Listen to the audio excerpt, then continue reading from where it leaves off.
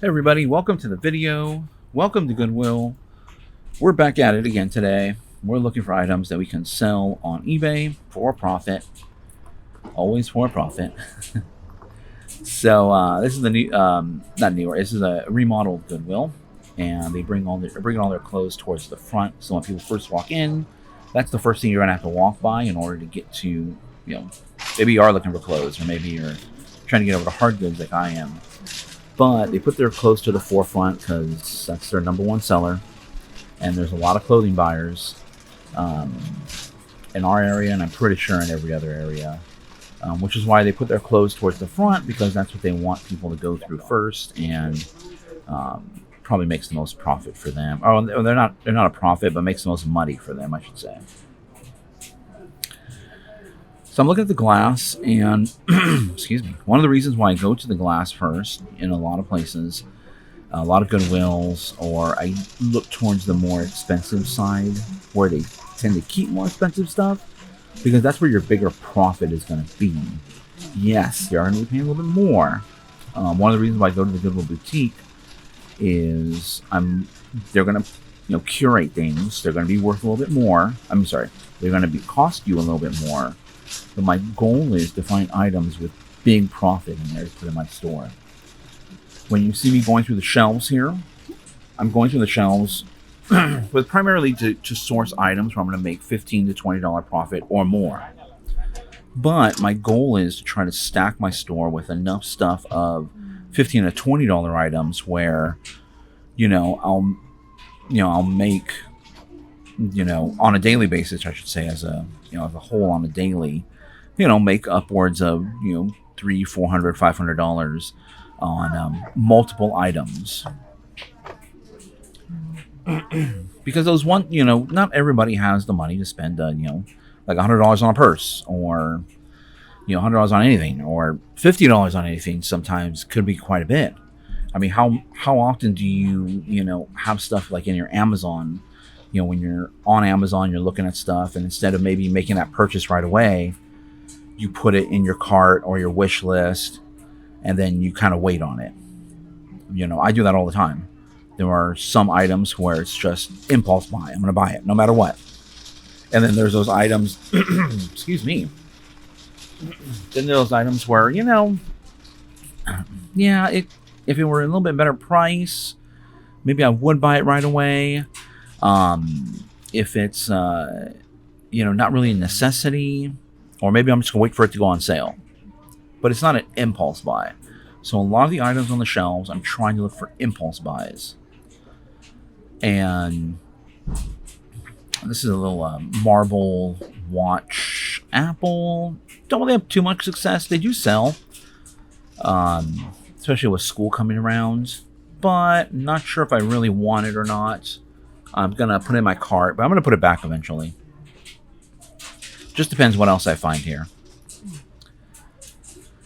But going back, so, in the way I treat eBay, I may have said this in previous videos or not, but you will, if you watch my videos regularly, you will hear me kind of repeat the same stuff, just because, I don't know who's watching. Your first time watcher, I haven't been on here that long. Or I should say, I haven't been making these videos that long.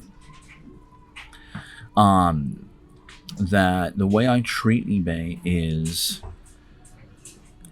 you want to have items in your store that people cannot find anywhere else. Yes, I am going to purchase items like Target returns and stuff that could be found anywhere. Target, Walmart, wherever.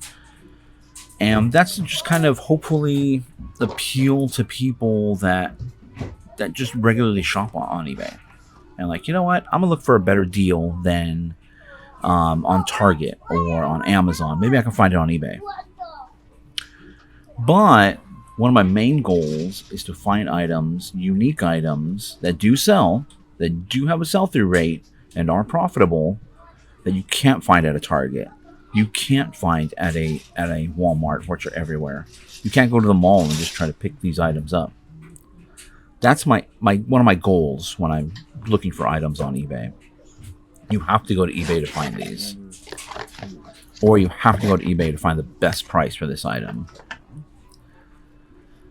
So, with that being said, here we go. We're looking at the shelves. I'm in the electronics section. That Sonos bridge, some of those Sonos ones are good, but that one wasn't, and I'm not really that familiar with the product to tell you which ones are good and not. So I'm going to look it up, and it turns out that one's not really worth it. So I am eventually going to put that back. But Sonos is a brand name to look out for.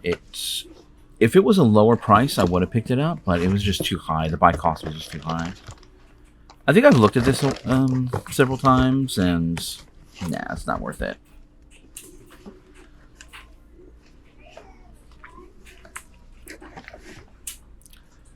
But let's see.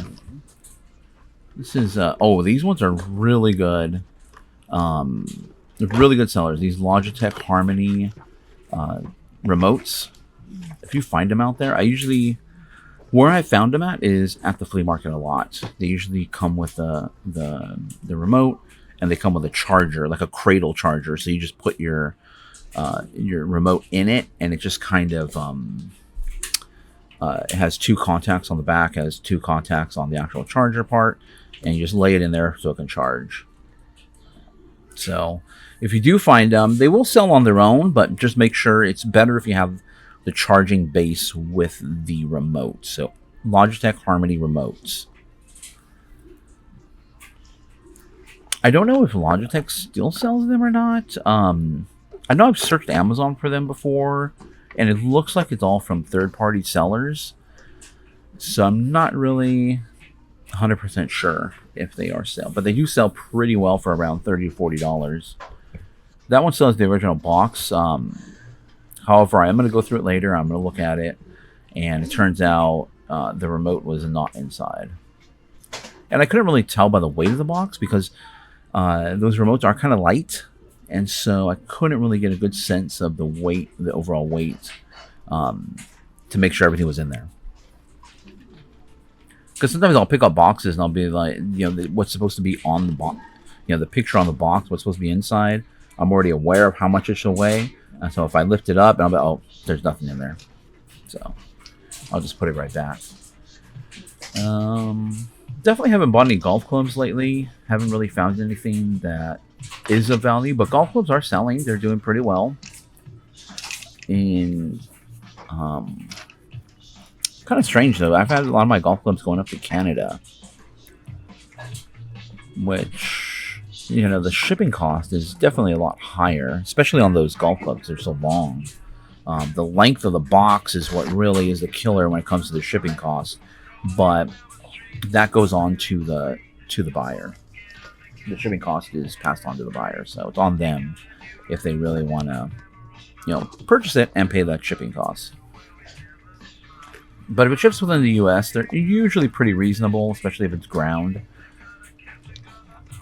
Reasonable for golf clubs, I should say, because golf clubs are a more premium product overall. The whole industry as a whole. Saw some older looking leather, but didn't really have a brand name. I think it said like Airline or something. It might have been a like a first class giveaway or something.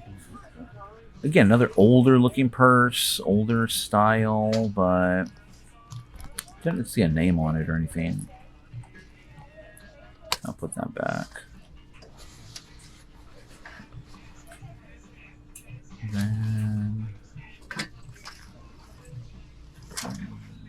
oh yeah, I think I'm gonna here or at another. I put that purse in my thing. I was gonna look it up. Turns out not to be worth too much. But here we are. We're going to the knickknacks and the toys, looking at everything here. Looking at the plush. I'm still trying to look for these plush and still trying to find a good plush item. I found them before, and I always keep my eye out for them. Just because they're, we have found some great ones, so generally when you find something really good in one area or in one category, you'll generally go back there from time to time. And then slowly as you stop finding stuff, you'll eventually stop being there. This is going to pick up for myself. I do like that brand. And, it was, I think it's usually like $10 or $12 in the store. So, still brand new. Good deal here. Check out this. I thought maybe it was, there's I don't know if it's still around anywhere, but there's a place called, it was around, called Things Remembered. It was a mall brand, and they did a lot of like personalized items. You can get trophies, you can get photo albums, but it's very high. Like, it was all made in China, but it was pretty high quality stuff. Photo frames, and you'd be able to get them personalized and engraved. And even desk organizers too, they would have there. But that stuff has sold pretty well, especially if it's brand new. I found it brand new, so that's what I thought that was maybe a Things Remembered type of item, but it was not. So I put it back. But Things Remembered is something to look out for, and I have bought and sold those items. Just because in our area, I don't know if wherever you guys are, if there's a Things Remembered store in your mall, but it was like a mainstay in all malls in our area, at least. But it is now gone. And nothing really too much. Generally, when it comes to toys as of late, the flea market has been a better bet. Not at the Goodwills in my area, but I still keep an eye out just in case, because that can change at any moment. Thought that might have been something, but it was super lightweight. And I would think something like that might have a little bit more weight to it. Definitely take a look at jewelry boxes. I pulled some great jewelry boxes out of this Goodwill and other Goodwills that do sell pretty well. It's not often, but it does happen from time to time. So it's definitely worth taking a look at jewelry boxes. The colored glass. Anything good? Frame. I don't really pick up pictures or look at frames that much, but I have bought and sold some frames, and yes, I have bought and sold some pictures too. So even though I walk right by them, I will from time to time go through them, look through them really quick, especially if I see something that draws me in right off the bat as I'm walking by.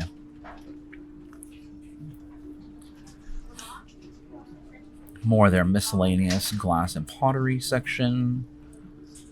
That kind of caught my eye. It was a little, had a little bit of a luster wear look to it. Then just plain white glass, white pottery, which isn't, not really worth it. A lot of bins out here today. A lot of bins. I think because they are remodeling, so they can't. They don't really have the shelf space, or they're moving their shelf space around. So a lot of stuff in bins to dig through. Sometimes what I'll do is, if there is a lot of bins out, I'll definitely look through it for just see if I can spot anything right off the bat. But usually, if there's nothing on top for me, I will wait a little bit till it's been picked over. Les Sports Sack is a brand to look out for. It doesn't sell for very high. It's not crazy valuable unless it's a collaboration. But if it's good, if it's fairly priced, I will pick up the Sports Sack, and it resells very well. Small bags, generally about $15. Medium-sized bags, a little bit more, about $20, $25. Then the large bags are generally not too much more after that. Usually about $30-ish for the larger bags, like gym bag style. But it does very well. It's a very well-known brand. And if there's any collaborations with the Sports Sack, because they do many collaborations, those are definitely pretty good buys. Let's have that like reptile-ish leather feel to it. Not that it's made from excuse me, not that it's made from a reptile, but it's usually like regular leather. It's been kind of imprinted with that look. More glass here on the end. What do we have over here? Nothing too exciting.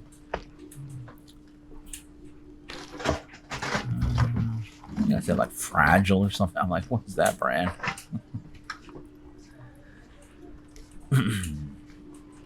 Miscellaneous. Didn't really feel too much like going through the little miscellaneous aisle already.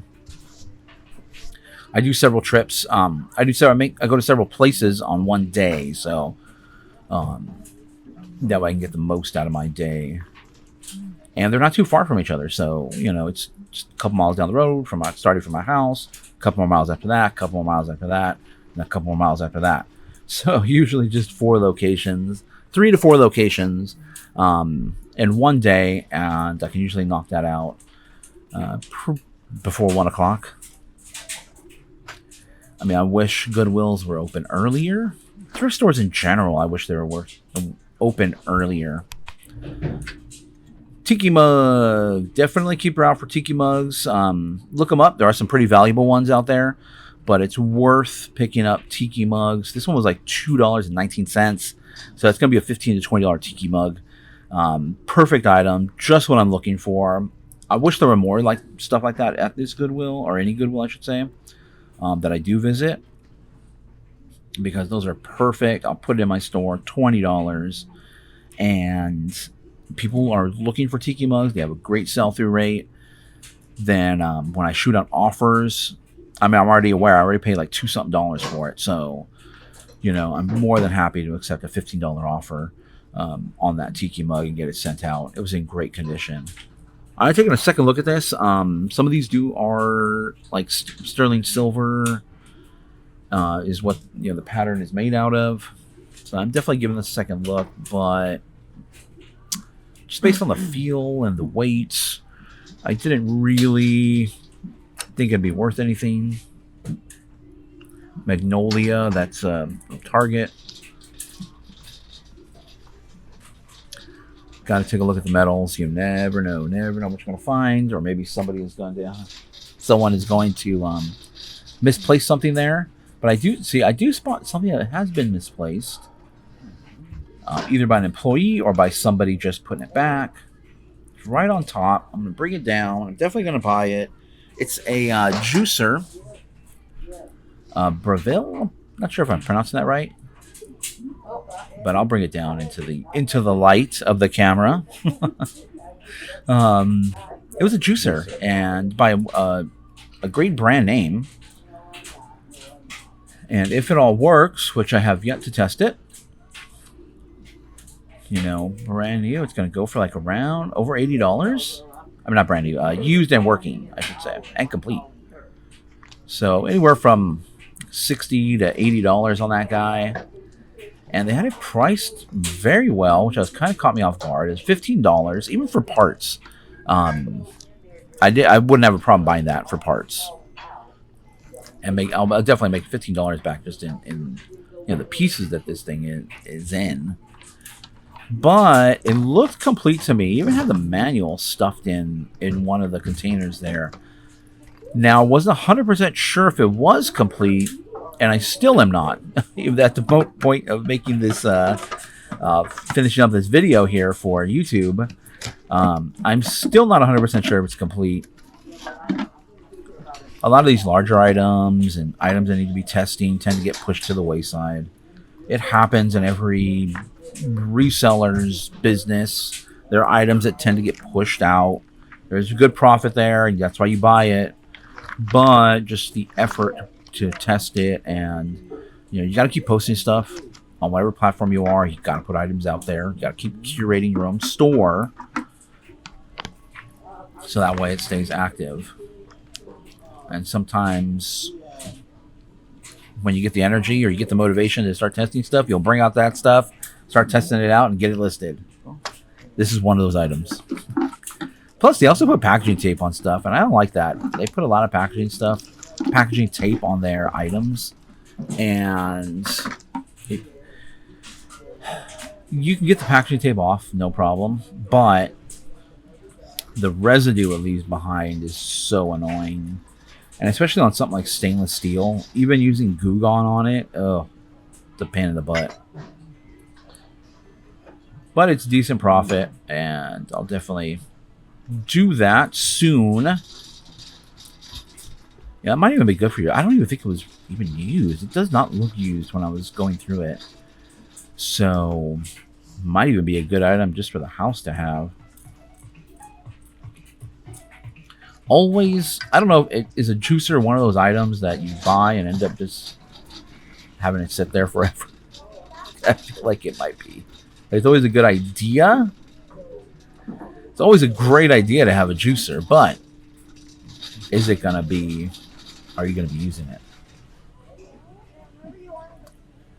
So I have a nice, one of those blenders that makes smoothies and stuff, and then you get on a smoothie craze. But I don't know, maybe juicing is better. I don't know. I haven't decided yet. $15? That's either a keeper or a seller. I don't know. We'll see. Depends what other items I find. If I can, make that $15, I'll definitely make that $15 back in what I have in the cart. They'll pay for that juicer. But we'll see. Wilton cake pans. What do they have it priced at, though? That's the problem. Generally about anywhere from $10 to $15, especially brand new. I think they had a price of $11. So that killed that idea quickly. Probably because it had a Mickey Mouse. So they'll anything with Mickey, or if it's Apple, if it was an Apple, like Apple iPhone Wilton cake pan, they probably would have priced that at $15. So kind of annoying, but you can't let it get to you. You got to keep looking out for those items that are worth putting in your stores, online, or if you sell locally, wherever you sell. You got to work with what you got. And this is our what do you call it? This is our battleground here. The Goodwills, the flea markets, the savers. We're going to go to the recap now. Not too much, but here comes the recap. Okay, everybody, here's the recap here of what we bought today at the Goodwill. Not too much. It's 4 items. 1 item's for myself. And this item here I bought for myself was Burt's Bees. I could resell it. I'm not sure what it goes for, but in the store, I think this is like a $15 set. But I'm going to keep this because I do like this brand. I like these little, they're kind of small. They're little just balms in tiny little, these are perfect to throw in your bag. I use this quite often on my hands. I prefer the balms as opposed to the creams, but overall, just a really cool little set of Burt's Bees stuff. And you could resell it, but I'm going to keep it. Definitely look out for stuff for yourself at the Goodwill, at the flea markets. A lot of stuff like this is brand new. I wouldn't buy it if this was used. I wouldn't be buying this, but the fact that it was brand new, definitely going to purchase it and definitely going to keep it. And it's going to save me like $10 overall. So, and the stuff I bought today is going to pay for this for me. So it's no brainer, right? I know some people have this stigma of buying stuff and for themselves to use, but in reality, just kind of this is brand new. So just because it's a Goodwill doesn't mean anything to me. Might mean some people will be like, well, I'm not touching that. That was at a Goodwill, but it's all the same product. Once I take it out of the bag and by using it, no one's gonna know. So,